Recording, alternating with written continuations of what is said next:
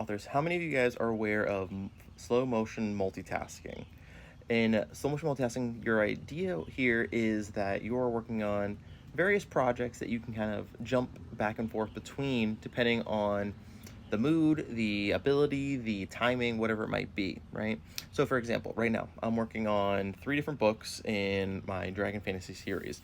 So, I finished writing the rough draft of book 3, and book 1 was over at the editor. So, I just recently got book 1 back, so I'm doing some editing on that. But book 2, I wasn't feeling kind of the overall arching story, so I'm doing some rewriting on that. So the idea here with slow motion multitasking is you have various projects that you can jump back and forth between. So let's say I need to get some editing done, right? I'm not a big fan of editing. Editing feels like work, whereas writing is fun for me. So some days I'm like, I'm gonna get some work done. I'm gonna do some editing. I'm gonna, sit down and, grind the wheel a little bit, right? So I'm doing that.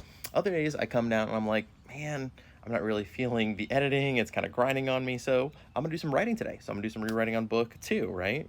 Book 3, maybe I do some reading over that and kind of look over that and kind of do some very initial editing on that, right? So depending on what the mood strikes you, whatever timing you have, maybe one of those is better for you, right? Now there's other things I can throw in the mix, right? Social media stuff, making video content, editing the video content, stuff like that, right?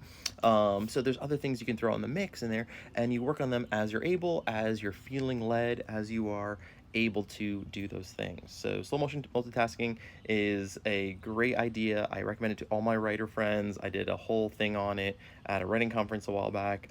Definitely recommend it. Check it out. Try it. Add it to your arsenal as an author.